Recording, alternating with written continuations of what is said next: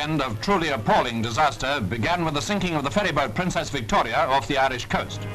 Our story begins with the return of the Donaghadee lifeboat from the scene of the tragedy at sea. Only 44 out of 172 passengers and crew survived. 2 of those picked up are seen at Donaghadee recovering from their ordeal.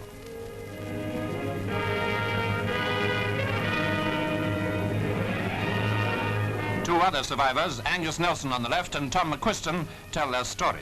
Soon after we left Loughrane, the heavy sea struck us in the stern and the car ferry doors, which smashed them in. She started to take water then and took a heavy list to the starboard side. Then the water kept on running into the car deck, which caused the list to we had to abandon ship. The ship took a heavy list to starboard. Then the siren went to abandon ship. I saw no panic or anything. Everybody's standing quite calmly, waiting and hope, waiting on ships coming to the rescue.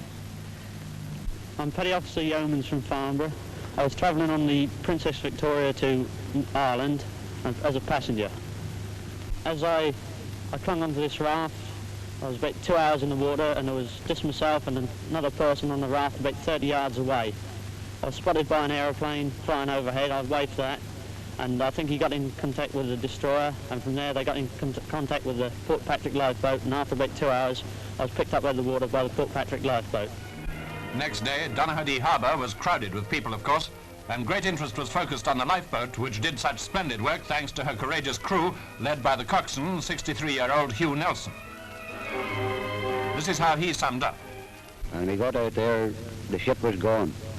And the weather was very bad, conditions were very bad, visibility was bad, sea was heavy. And with the assistance of the steamers too, they gave us all the assistance they could to put it over. Britain was shocked by this tragedy, then stunned by news of the ghastly loss of life and fearful destruction on the east coast of England. Mablethorpe in Lincolnshire was one place that suffered severely when the sea, piled up by a hurricane, breached the coast defences with a tidal wave. Fatalities here were put at 8, and as for the damage, well, that's only too evident.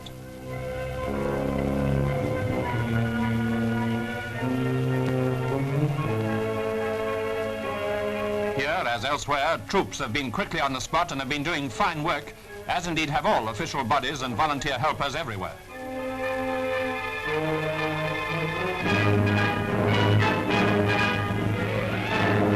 Large numbers of residents were rendered homeless at Mablethorpe, and Lutz became the evacuation centre.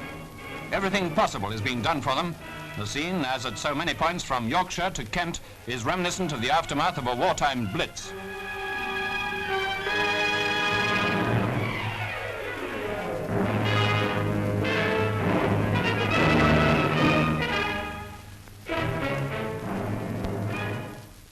King's Lynn in Norfolk, which was immediately visited by the Queen, has been badly hit with the loss of 15 lives.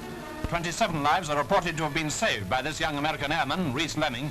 His height of 6 feet 2 and his rubber exposure suit would have great help. An airman's view of Great Yarmouth shows what happened there. Now down to Whitstable, where the invasion of the sea has produced extensive floods and widespread destruction. It is in fact impossible as yet even to guess at the total damage done on that night of storm havoc. At Margate, the pier has been smashed, and on the T, the lighthouse has collapsed. Just 2 more details of the ruins spread from north to south.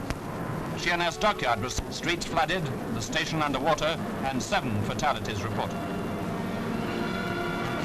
Previously involved, a frigate was flung over onto her side, and in an adjacent berth, a submarine was sunk. Canvey Island was so badly flooded that it was at first reported to have disappeared. Lives are reported to have been lost in the disaster here.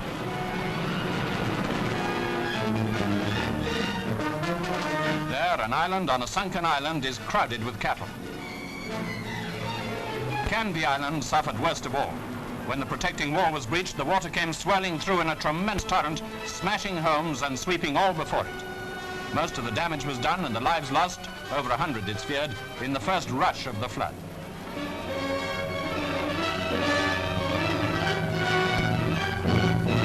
Rescue was quickly in operation, and all praise is due to those who've been carrying it out.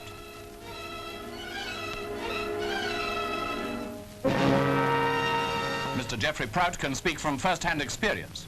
We went straight on to rescue work, and we carried on all day and feel that we were instrumental, we and our staff, of saving at least 100 lives.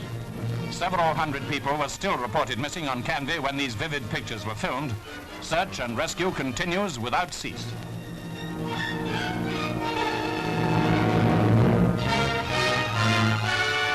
But the tragedy of the disaster remains, the greatest of its kind that Britain has suffered.